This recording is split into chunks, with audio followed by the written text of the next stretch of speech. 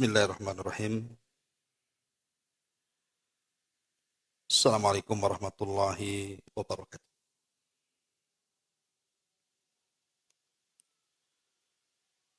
Alhamdulillah wassalatu wassalamu ala Rasulillah wa ala alihi wa sahbihi wa mawalah wa la hawla wa la quwata illa billahi wa ba'du. Alhamdulillah di pagi ini kembali kita bisa duduk di Masjid Sukajadi dan kita melanjutkan kajian masih membahas kitab 175 Jalan Menuju Surga Allah Subhanahu wa Ta'ala, dan kita masuk pada poin ke-16. Baca hadisnya baru kita terangkat.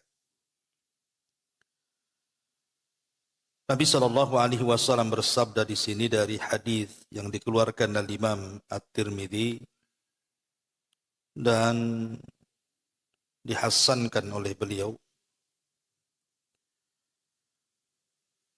Ala inna dunya mal'unatun. Mal'unun ma fiha illa dzikrullahi wa ma walah wa alimun au muta'allimun.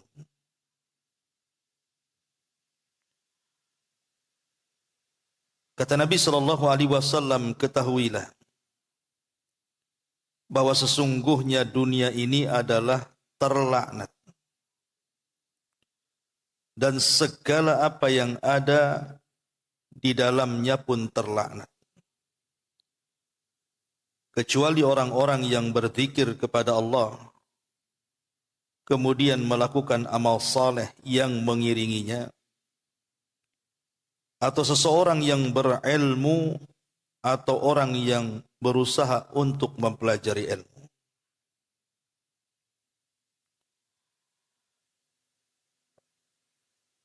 Baik, ma'asyiral muslimat yang dimuliakan Allah Subhanahu wa Ta'ala, di sini pengarang membuat bab penjelasan bahwa sungguh keutamaan dunia hanyalah dengan zikir kepada Allah, kemudian juga amal saleh dan juga ilmu.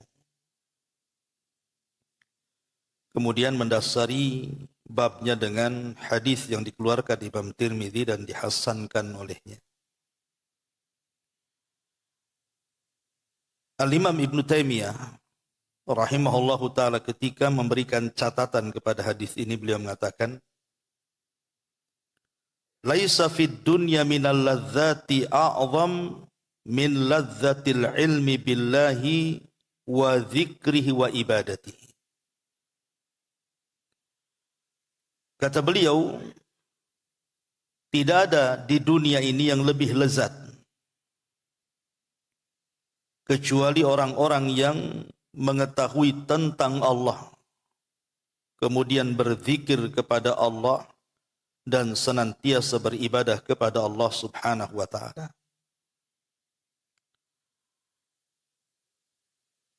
Artinya bahwa yang membuat seseorang lezat hidup di dunia adalah kedekatan dia dengan Allah Subhanahu wa Ta'ala. Sebaliknya, ketika seseorang jauh dari Allah, maka semua akan menyempitkan hidupnya. Nabi Shallallahu Alaihi Wasallam di sini mengatakan bahwa dunia ini terlaknat. Tentu maksudnya tidak boleh kita melaknat dunia secara mutlak, tidak boleh. Tetapi maksudnya orang-orang yang hidup di dunia dan dia jauh dari Allah Subhanahu wa Ta'ala, itulah mereka orang-orang yang dilaknat. Jadi hidupnya mereka di dunia itu penuh dengan laknat. Sedikit kita cerita tentang masalah dunia. Ma'asyiral muslimat yang dimuliakan Allah Subhanahu wa Ta'ala, kita tahu bahwa di dalam Al-Quranul Karim, ketika Allah Subhanahu wa Ta'ala bicara soal dunia, selalunya konteksnya celaan. Karena memang dunia ini bisa mengantarkan manusia baik menjadi jahat. Makanya ada istilah para ulama itu sirrut tughyan, rahasia bejatnya orang itu ketika hidupnya dikuasai dunia. Contoh yang nyata dalam Quran adalah kisah Qarun. Qarun ini dikenal dalam sejarah itu seorang yang pakar dalam bacaan Taurat. Jadi kalau dia membaca Taurat, kitab Taurat itu suaranya indah. Orang suka lah kalau Qarun membaca Taurat itu. Samalah mungkin kalau hari ini ibu mengundang para qari. Kalau membaca Quran itu kadang-kadang orang bisa nangis. Lah itulah Qarun. Kemana-mana diundang untuk membaca Taurat karena memiliki keindahan suara. Itu ketika miskin. Tapi setelah kemudian Qarun menjadi orang kaya. Dan kekayaannya tidak ada yang bisa menandingi sejak zaman itu sampai hari ini. Bahkan sampai kiamat. Kekayaan Qarun itu tidak ada yang bisa menandingi. Saking kayanya. Sampai kunci gudangnya saja dibawa orang-orang kuat. Itu baru kuncinya. Macam mana pintunya, macam mana gudangnya kan itu.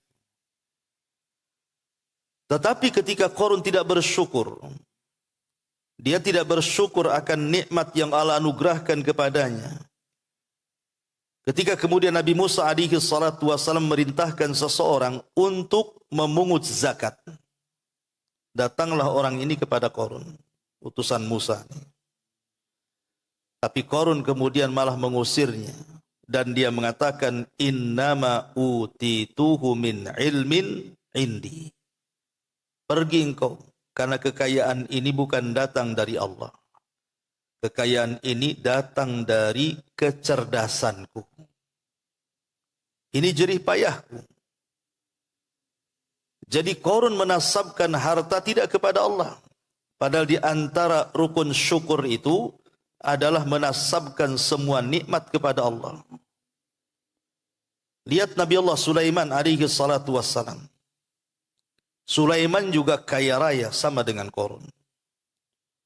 Tetapi Sulaiman alaihi salam dia mengatakan, hadza min fadli rabbi. Ini semua adalah nikmat dan karunia dari Rabbku. Sulaiman tidak menasabkan kekuasaan dan hartanya kepada dirinya, tapi dia nasabkan semua datang dari Allah Azza wa Jalla. Tapi Qarun tidak. Dia merasa bahwa kekayaan itu datang dari kecerdasannya, jerih payahnya, banting tulangnya, dan sama sekali tidak ada keterlibatan Allah di dalamnya.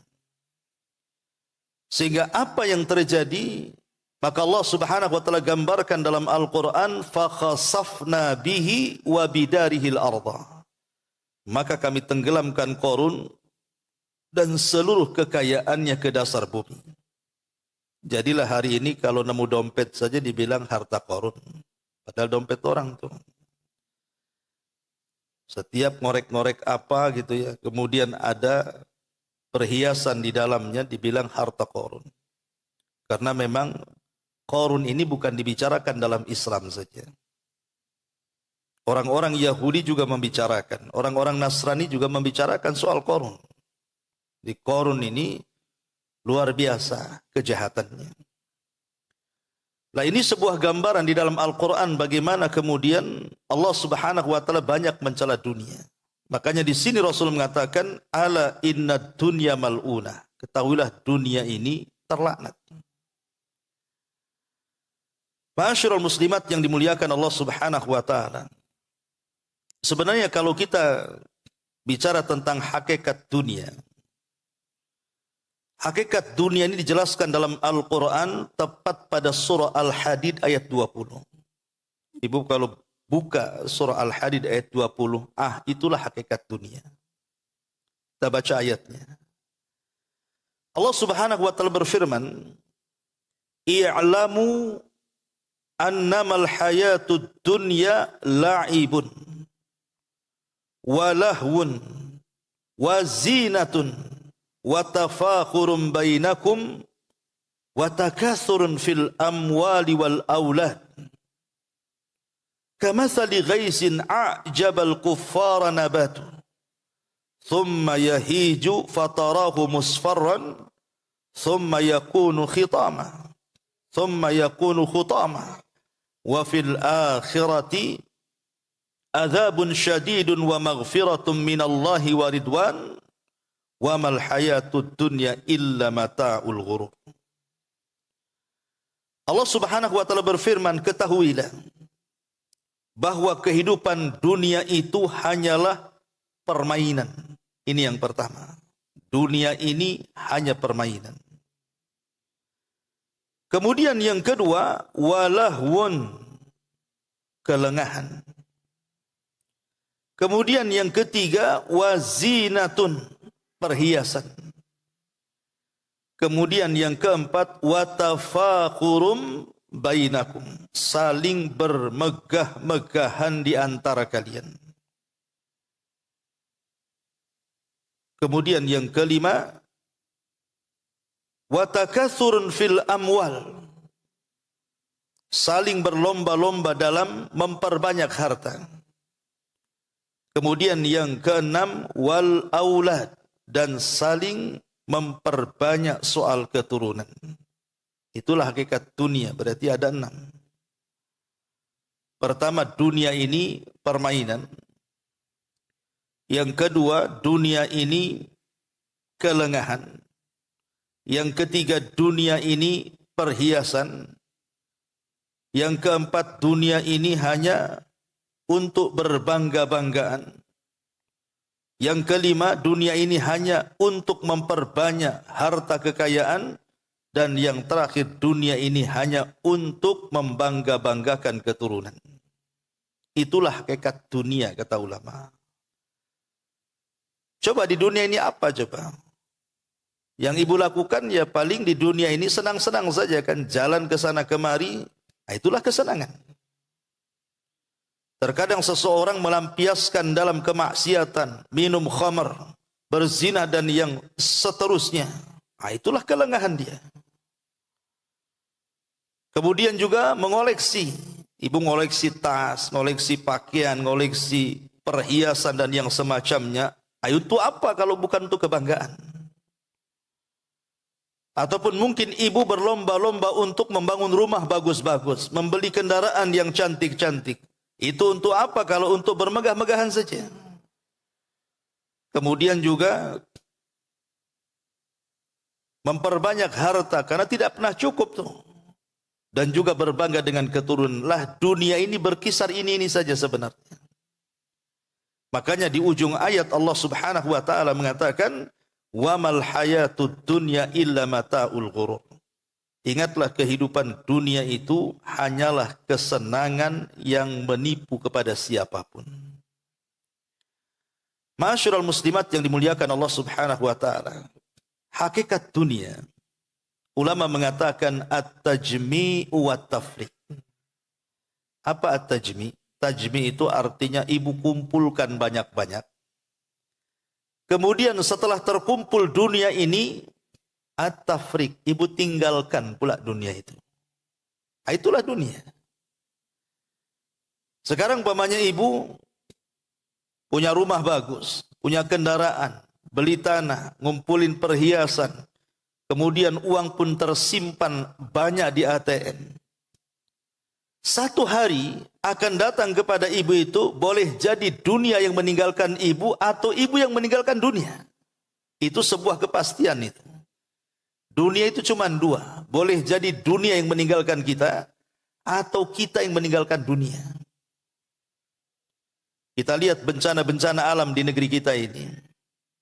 Saya pernah waktu gempa di Lombok itu, kebetulan ada amanah untuk memberikan sembako dan membangun masjid di sana.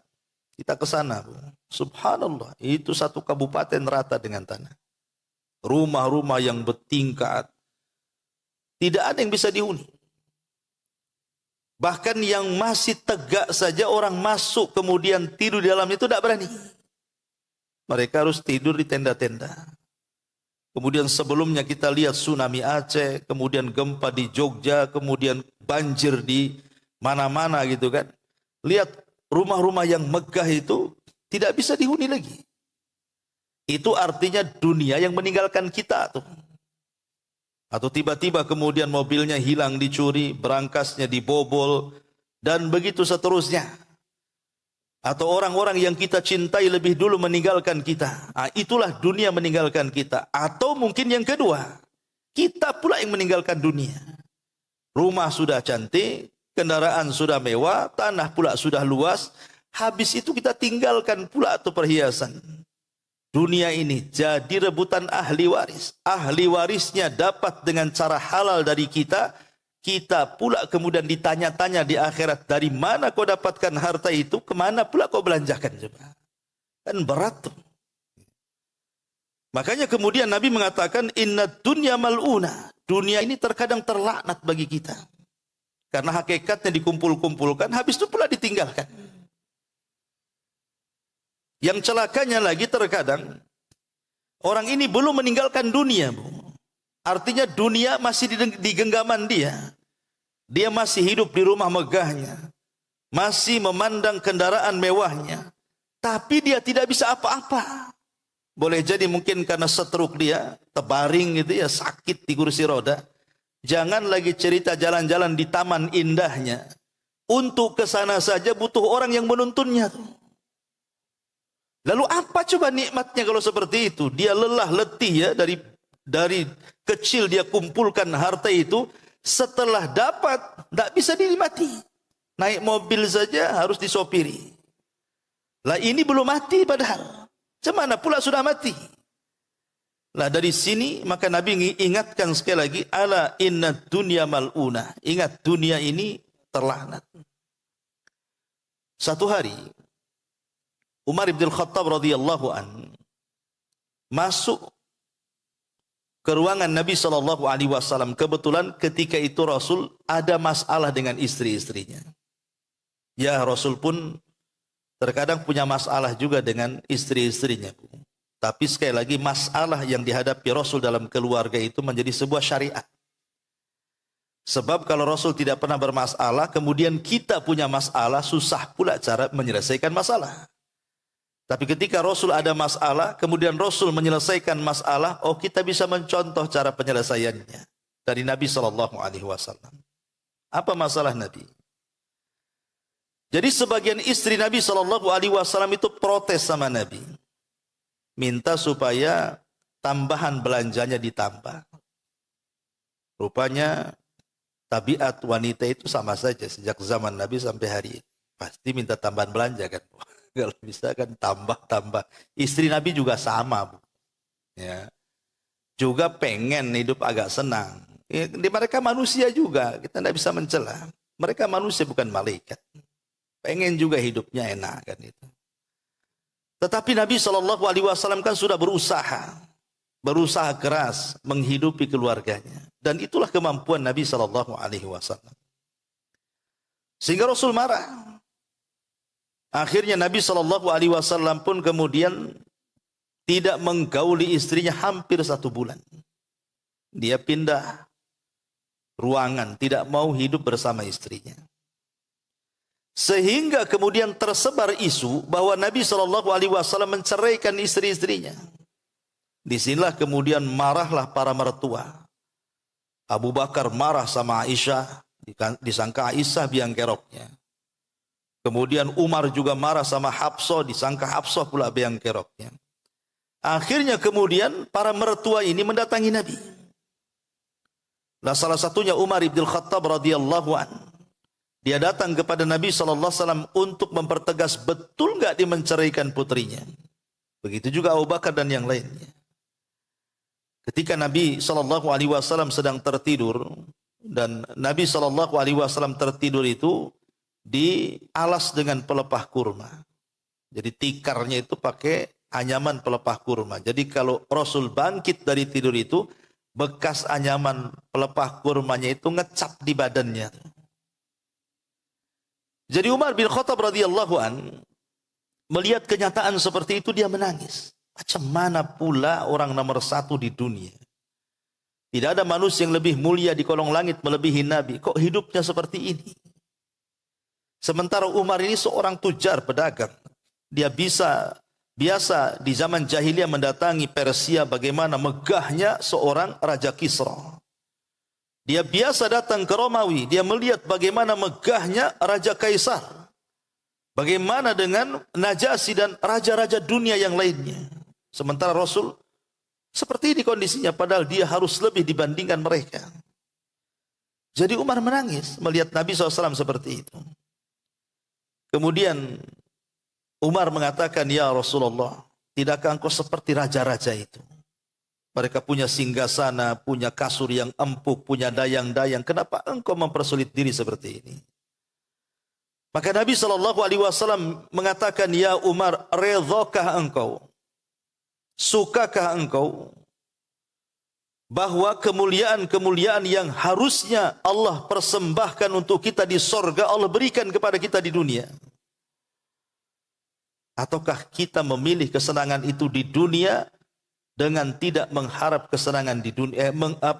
Apakah dengan cukup kita ini mengharap kesenangan di akhirat dengan merasakan kondisi seperti ini di dunia? Maka Umar radhiyallahu an pun terdiam. Lihat bagaimana Nabi SAW mengajarkan kepada Umar tentang zuhudnya manusia di dunia ini. Ya, mereka itu orang-orang kafir, mereka senang di dunia karena sorga mereka di dunia gitu. Tapi sorga kita kan bukan di dunia, di akhirat. Tunggu saja, sabar. Nanti kita akan mendapatkan jauh lebih baik dibandingkan yang mereka dapatkan di dunia. Dari sini Nabi SAW mengatakan, ad-dunya sijnul mu'min wa jannatul kafir. Dunia ini penjara bagi orang-orang yang beriman dan sorga bagi orang-orang kafir. Ketika seorang ulama besar namanya Al-Hafidh Ibnu Hajar Al-Asqalani. Ibu kalau mengkaji kitab Bulughul Maram, itulah karya daripada Al-Hafidh Ibnu Hajar Al-Asqalani, ulama Syafi'i, ulama besar dunia. Ibnu Hajar itu dulunya seorang qadhi. Seorang qadhi di Mesir. Dialah yang suka memutuskan perkara orang-orang Mesir. Qadhi hakim. Jadi satu hari Ibnu Hajar Al-Asqalani ini dia jalan-jalan ke pasar. Jalan-jalan ke pasar, namanya dia seorang ulama besar, murid-muridnya banyak gitu ya. Kemudian dia ke pasar bawa kuda, karena kendaraan di zaman itu kan pakai kuda, pakai unta. Jadi dengan pakaian kerajaan yang megah gitu ya, ke pasar dia belanja. Oh, datang murid-muridnya dari mana-mana. Lah rupanya di pojok pasar itu ada orang Yahudi. Memperhatikan gerak-gerik ulama ahli sunnah ini, Ibnu Hajar Al-Asqalani ini. Kemudian merenunglah orang Yahudi ini di pojok pasar itu. Itu siapa kok? Kendaraannya bagus, pakaiannya megah, kemudian dihormati orang, enak kali hidup dia. Karena orang Yahudi ini sudah kafir, belangsak lagi hidupnya, miskin dia. Jadi orang Yahudi miskin ini akhirnya ngomong sama kawannya yang muslim itu. Dan dikatakan, wahai fulan, kamu tahu siapa orang itu? Enak kali hidupnya. Maka seorang muslim ini yang merupakan muridnya Ibnu Hajar juga mengatakan, dia guru kami. Dia Ibnu Hajar Al-Asqalani. Dia hakim kami di sini. Kemudian Yahudi miskin dia mengatakan kepada yang muslim ini, bisa enggak kau antar aku ngobrol dengan dia? Kata seorang muslim, oh tentu bisa. Saya bisa antar kau ke tempat dia. Akhirnya kemudian Yahudi miskin ini diantar oleh muridnya Al-Imam Ibnu Hajar, kemudian menemui sang imam besar dunia ini. Setelah ketemu, di situ terjadi dialog empat mata. Kata Yahudi ini, wahai imam, hidupmu kok senang sekali. Kamu memiliki kendaraan yang bagus, pakaian yang megah, dihormati manusia, dapat gaji dari pemerintah, kurang apa hidupmu? Kemudian dia mengatakan, wahai imam, saya ingin bertanya satu perkara. Saya dengar dalam agamamu, nabimu mengatakan, ad-dunya sijnul mu'min wa jannatul kafir. Dunia ini penjara bagi orang yang beriman dan sorga bagi orang kafir. Apa enggak terbalik? Apa tidak terbalik kan itu? Maksudnya dalam pandanganmu, kata orang Yahudi ini, pasti kau katakan aku ini kafir karena aku ini Yahudi. Tapi lihat kehidupanku kok susah kayak gini katanya. Bagiku dunia ini penjara, tidak ada surga-surganya katanya. Tapi engkau ini bagimu adalah menurut pandanganmu kan ini seorang muslim, seorang mukmin. Katanya seorang mukmin itu dunia penjara bagi dia. Kulihat kau tidak di penjara, kau senang hidupnya. Macam mana dengan hadis itu? Akhirnya Ibnu Hajar Al-Asqalani menjelaskan tentang posisi hadis itu kepada Yahudi fakir ini. Dia mengatakan sini, saya akan kasih tahu makna hadis itu. Kemudian kata Al-Hafidz Ibnu Hajar, tahukah kamu? Ketika Nabi SAW mengatakan bahwa dunia itu penjara bagi orang yang beriman. Aku gini-gini, kata Al-Hafidz Ibnu Hajar, walaupun dalam pandanganmu aku ini senang. Menggunakan kendaraan, digaji pemerintah, dengan pakaian yang seperti ini, dihormati manusia. Tapi dunia bagiku itu masih penjara. Kenapa? Karena aku belum bisa meninggalkan sholat. Aku belum bisa meninggalkan puasa Ramadan. Aku belum bisa meninggalkan zakat. Aku belum bisa meninggalkan haji. Aku belum bisa meninggalkan ibadah-ibadah yang Allah perintahkan dan Allah wajibkan kepada aku. Artinya aku masih terpenjara dengan perkara-perkara itu. Kemudian kata Al-Hafidz Ibnu Hajar Al-Asqalani, tapi engkau, maksudnya engkau itu Yahudi fakir, sesusah-susahmu kau di dunia, dibandingkan dengan neraka yang menunggumu, dunia itu sorga bagimu. Katanya. Sebab kalau kau masuk neraka, kondisinya lebih menakutkan lagi. Kau ini masih sorga. Beda dengan aku di sini, kata Al-Hafidz Ibnu Hajar. Sesenang-senang aku di dunia menurut pandanganmu, di sorga jauh lebih senang lagi katanya. Maka dari sini Bu, yang dimuliakan Allah Subhanahu wa taala, bahwa dunia ini adalah penjara bagi orang-orang yang beriman. Maksudnya penjara di sini karena kita belum bisa bebas. Masih ada hukum-hukum taklif yang harus kita lakukan. Ibu tidak bisa sembarangan meninggalkan sholat. Kalau meninggalkan sholat bisa kafir. Jadi masih terpenjara dengan perintah-perintah dan menjauhi larangan. Sampai kapan itu? Ya sampai menjemput kematian lah. Adapun ke masalah topik tadi, kenapa kemudian dunia ini begitu dicela oleh Nabi SAW? Ada beberapa poin yang ingin saya jelaskan. Pertama Bu, karena mencintai dunia berarti mengagungkan dunia. Sementara mengagungkan yang hina itu tidak pantas. Kalau hendak mengagungkan, maka agungkan yang mulia. Dunia ini hina, kenapa diagungkan? Sementara akhirat itulah kemuliaannya di situ. Yang kedua, Allah Subhanahu wa taala mengutuk dan murka. Dan juga Nabi SAW dalam hadis yang kita bahas ini tentang bagaimana buruknya dunia itu. Sampai-sampai Nabi SAW lewat, ada bangkai kambing. Bangkai kambing ini cacat. Kalaupun seandainya dia hidup, dia cacat. Mungkin ekornya putus atau telinganya robek. Pokoknya cacat. Kalaupun hidup, dia cacat. Tapi dia sudah jadi bangkai. Jadi Nabi SAW mengatakan kepada para sahabat, mau enggak kalian membeli bangkai kambing ini? 1 dinar saja. Atau 1 dirham saja. Sahabat mengatakan, Rasul walaupun dia hidup kami tak mau katanya. Jangan lagi bangkai, hidup pun kami tak mau 1 dirham itu. Maka Nabi SAW, maka kondisi dunia jauh lebih buruk daripada bangkai kambing ini.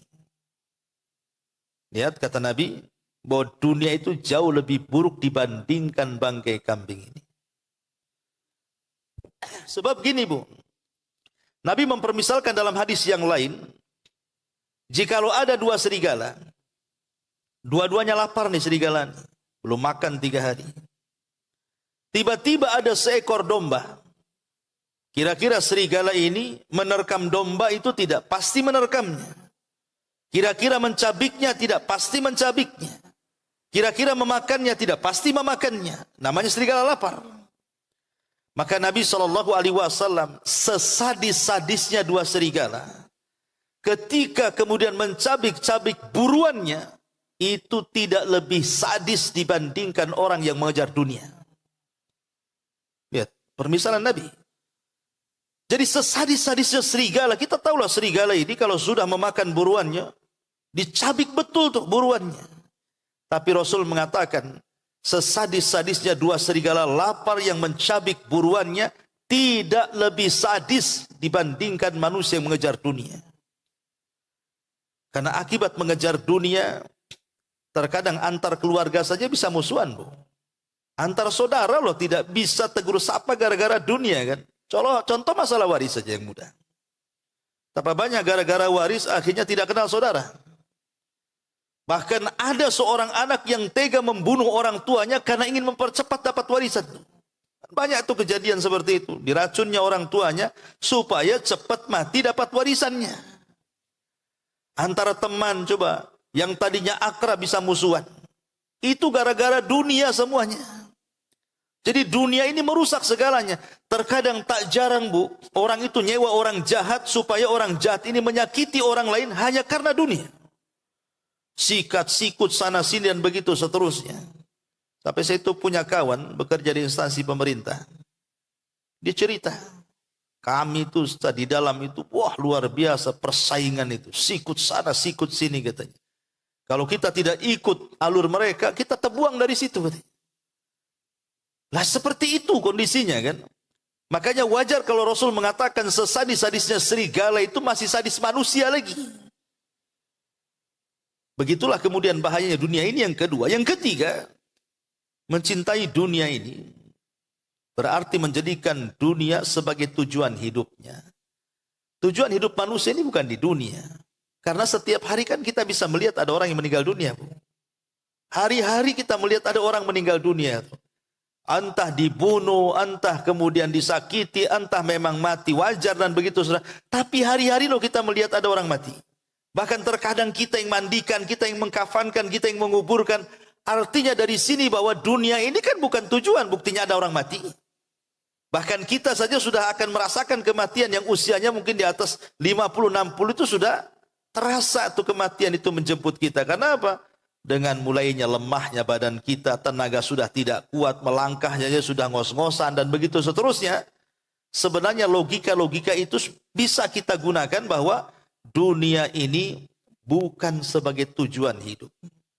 Makanya Rasulullah SAW sampai mengatakan kepada Ibnu Umar radhiyallahu anhuma, wahai Ibnu Umar, jadikan dunia ini tempat safar dirimu. Hanya singgah sesaat kemudian kau berangkat lagi. Kemudian yang ketiga, kata para ulama bahwa dunia ini kalau terlampau dikejar, maka akan meninggalkan keikhlasan kita kepada Allah. Dalam sebuah hadis, Nabi SAW mengatakan bahwa orang yang pertama disentuh api neraka itu siapa? Salah satunya orang kaya yang ahli sedekah. Bayangkan, harusnya orang kaya yang ahli sedekah kan masuk surga, Bu. Tapi tidak pula orang ini justru yang pertama kali disentuh api neraka. Kenapa? Karena sedekahnya bukan karena Allah, tapi karena dunia.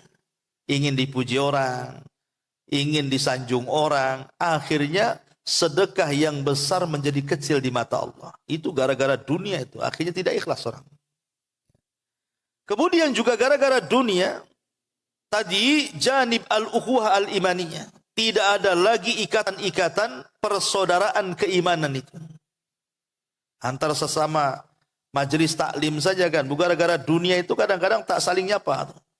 Contoh mamanya ibu ngutang, nggak dibayar. Itu kan masalah dunia. Akhirnya musuhan kan. Dijelek-jelekinnya dia. Jangan itu, nggak bayar tuh. Nggak usah ngutangi lagi sama dia. Boleh menggibah seperti itu. Ya, tapi hanya sebatas cashnya saja, Bu. Karena Rasul mengatakan, kalau ada orang yang ngutang, tak mau bayar, kita boleh menggibahnya. Dalam bab tidak bayarnya. Ya, jangan meluas gibahnya. Oh patut saja lu bapaknya juga tukang ngutang. Lu ke bapaknya kena pula. Jangan, ya, hanya dia saja yang kena. Ya, jangan kemana-mana. Karena kita boleh membalas keburukan itu dengan keburukan yang sama, jangan lebih. Nggak boleh lebih itu. Ada orang mencela ibu satu kata, ibu boleh membalas satu kata saja. Umpamanya ibu dikatakan, oh dasar kancil. Ibu boleh membalik, dia yang kancil. Jangan ibu tambah, dia buaya juga katanya. Jadi nggak boleh nambah. Jadi boleh kita ini membalas keburukan, tapi dengan keburukan yang sama. Lah, orang yang menggibah orang yang tidak mau bayar hutang pun dalam bab itu saja. Jangan kemana-mana. Itulah indahnya Islam. Jadi masalah dunia ini akan mencerai-beraikan ukhuwah al-imaniyah. Kemudian terkadang juga tashabbatat qalbul abdi.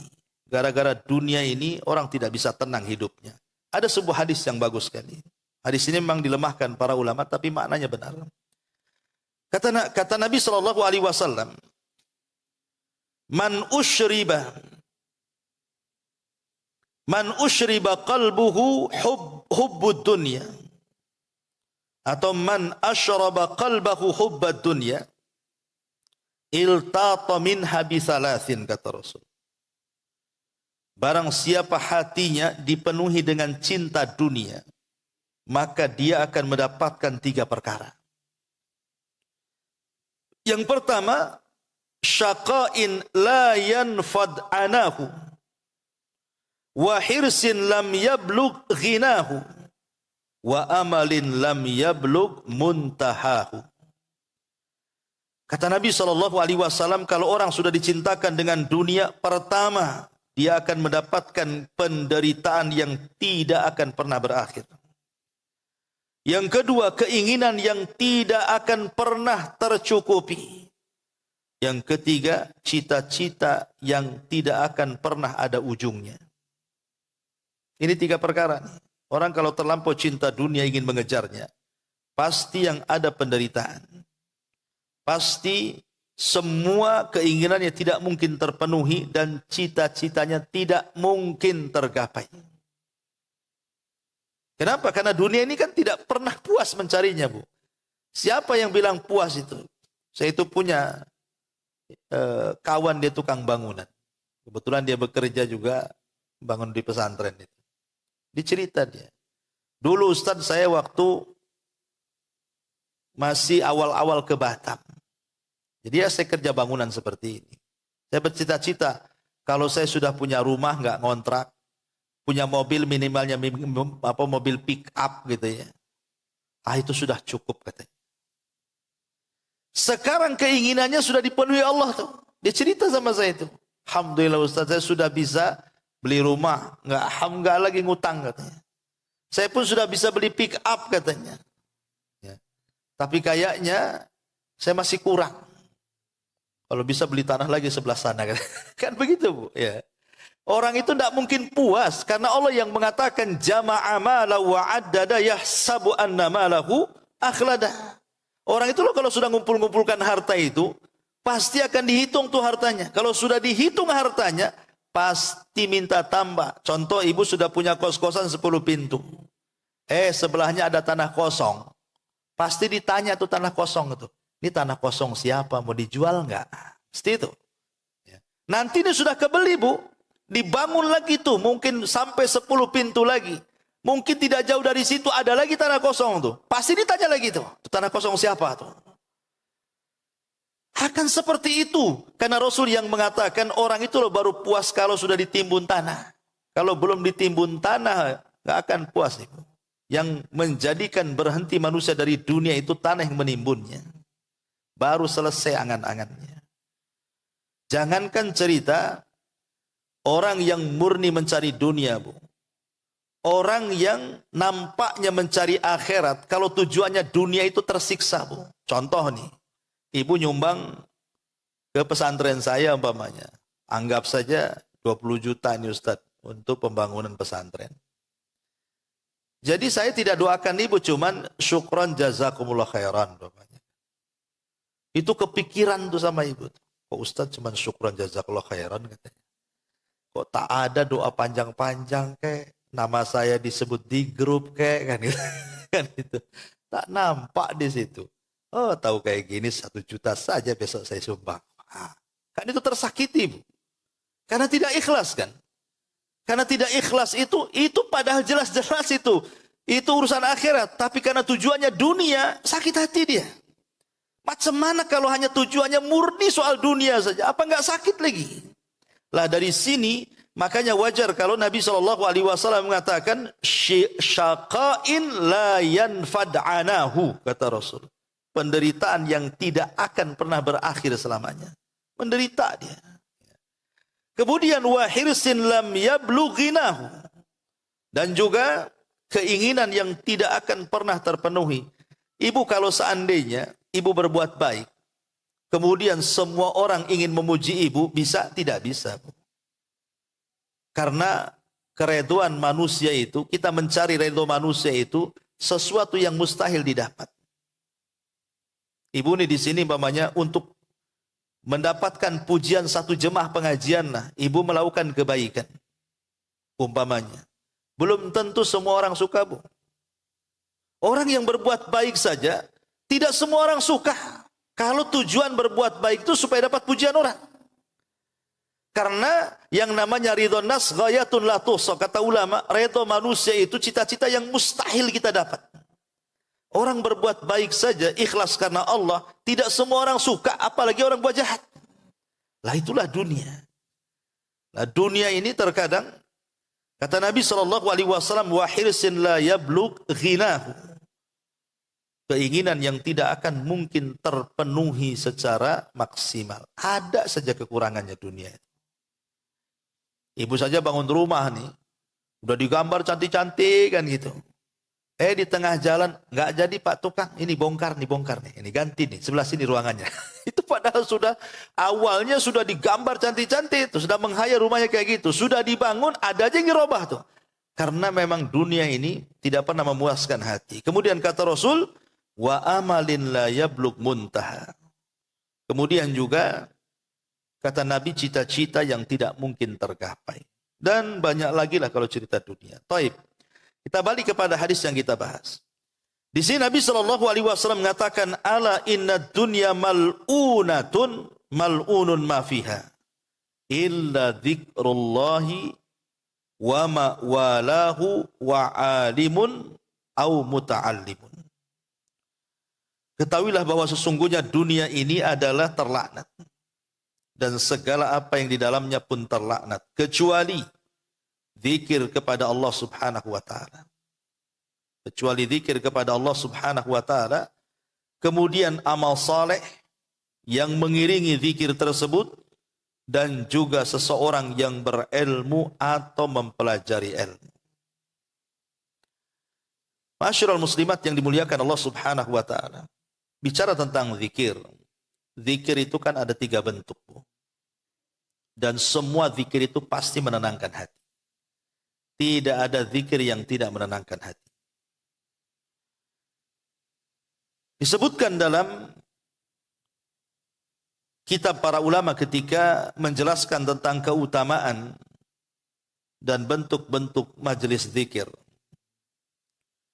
Pertama, majelis zikir adalah taman dari taman-taman sorga. Seperti ibu hari ini duduk di sini itu, hakikatnya ibu sedang duduk di taman sorga. Cuman tak nampak aja tamannya kan. Maksudnya seperti duduk di taman sorga. Karena biasanya orang kalau terbiasa duduk di majelis ilmu seperti ini, pasti Bu akan tenang hidupnya. Artinya dia tidak mungkin gusar. Pasti akan nyaman hidupnya kan. Mendengarkan kira-kira apa nih, ngomong apa nih Ustadz nih kan. Dia serius. Coba ibu bawa kawan, tidak pernah duduk di majelis ta'lim. Bawa saja ke sini. Apa enggak goyang-goyang pantatnya, Bu? Kapan Ustaz? Lama kali ini dah. Gitu. Karena tidak terbiasa duduk masalahnya. Kalau ibu kan ibarat ikan dicemplungkan ke air kan, tenang aja dia. Kalau kawan ibu yang tidak pernah duduk di majelis taklim, itu kayak burung dimasukkan sangkar, itu mau keluar aja dia. Nah, seperti itulah orang kalau sudah cinta dengan ilmu, maka dia akan cinta dengan majelis zikir itu. Dengan duduk di tempat-tempat berzikir. Adapun bentuk-bentuk yang pertama, duduk bersama-sama, ya masing-masing berzikir. Nah, itu juga termasuk majelis zikir. Jadi sama-sama dengerin kajian atau ibu mungkin berzikir sendiri, membaca tasbih, takbir, tahmid dan begitu seterusnya. Itu disebut majelis zikir. Kemudian juga yang kedua, disebut majelis zikir juga ketika ibu kemudian membaca Al-Quran, duduk ambil Quran, kemudian ibu baca Quran, ya, maka itu pun termasuk ibu itu bermajlis di majelis zikir namanya. Atau yang ketiga, mempelajari halal dan haram, seperti ini yang saya katakan di awal tadi. Ya, mempelajari halal haram, ini boleh, ini tidak, ini perintah, ini larangan dan begitu seterusnya. Itu semua adalah bicara soal majelis zikir. Atau mungkin yang tidak bentuknya majelis. Ibu pulang dari sini zikir sendirian, ketika di jalan, ketika di pasar, ketika di rumah dan begitu seterusnya. Lah zikir inilah yang akan memanfaatkan hidup kita di dunia. Makanya ada istilah hadis Nabi SAW apa? Sabaqal mufarridun. Apa sabaqal mufarridun itu? Jadi kalau ibu pulang dari sini, berdua nih naik motor, boncengan. Ini yang sopirnya yang di depan, dari mulai sini sampai rumah, lisannya terus mengucapkan subhanallah walhamdulillah wala ilaha illallah Allahu akbar, atau subhanallah bihamdi subhanallah. Terserah zikir apa. Yang di belakang sibuk pegang handphone, entah tengok apa kan, sama-sama sampai rumah. Lah kata Nabi SAW, sabaqal mufarridun, orang-orang yang lisannya tidak pernah berhenti dari zikir, justru dia akan masuk surga dibandingkan kawannya yang diam. Sama-sama pada pulang dari majelis taklim kan, sama-sama pulang dari sini nih, tapi pulangnya dan berangkatnya yang satu zikir, yang satu diam. Maka yang suka berzikir ini kata Rasul, mereka lebih mendahului kita masuk surga dibandingkan kita yang diam. Ini kan luar biasa, ya. Itu kalau cerita zikir. Adapun zikir ini kenapa kemudian dikecualikan dari dunia yang terlaknat ini? Kenapa Nabi SAW memilih zikir? Karena memang zikir ini amalan yang ringan, semua orang bisa melakukannya. Ibu bisa melakukannya, bapak bisa melakukannya, anak kecil, orang remaja, orang dewasa, orang tua, orang sakit, orang sehat, orang safar, orang mukim, semua bisa melakukannya. Tidak dibatasi tempat, tidak dibatasi waktu, coba bayangkan. Semua bisa melakukannya. Tidak orang bisu, tidak orang bicara, tidak orang tuli, tidak ada orang mendengar. Semua bisa berzikir, karena zikir itu bisa dalam hati, bisa dengan lisan, bisa dengan pikiran kan. Makanya amalan zikir ini semua orang bisa melakukannya. Dari situlah Rasulullah SAW memprioritaskan yang pertama kali zikir. Baru setelah itu wa mawala, amalan yang mengiringi zikir, wa alimun au muta'allimun, orang alim ataupun orang belajar. Ma'asyiral muslimat yang dimuliakan Allah Subhanahu wa taala. Kenapa di sini Nabi SAW mengatakan alim wa muta'allim, orang yang berilmu dan orang yang mempelajari ilmu? Karena kalau bicara tentang perbandingan ilmu dengan dunia, itu banyak. Contohnya ilmu itu bisa menjaga kita, Bu. Tapi dunia itu kita yang jaga. Kalau ibu punya ilmu, ilmu yang menjaga kita tuh. Tapi kalau kita punya harta, kita sibuk menjaga harta. Yang kedua, ilmu kalau diamalkan, Bu, itu bertambah. Harta kalau dibelanjakan pasti berkurang. Ya. Ilmu akan menjadi hakim yang memberikan hukum kepada kita. Sementara harta itu menjadi objek hukum. Dia yang terkena hukuman. Ya. Kemudian mencintai orang yang berilmu, itu bagian daripada ibadah, Bu. Tapi mencintai harta ini bisa menyesatkan orang.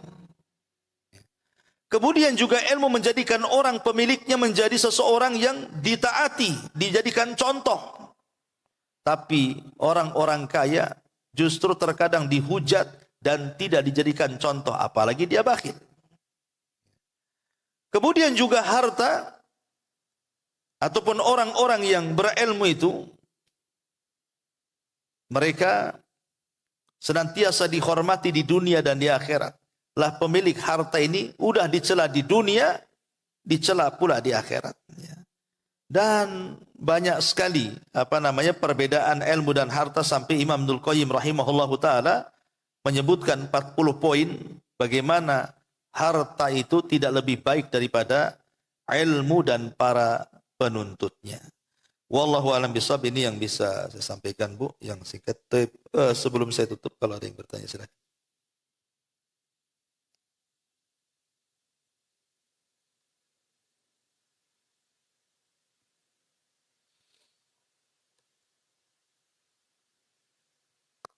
Silakan kalau ada yang bertanya.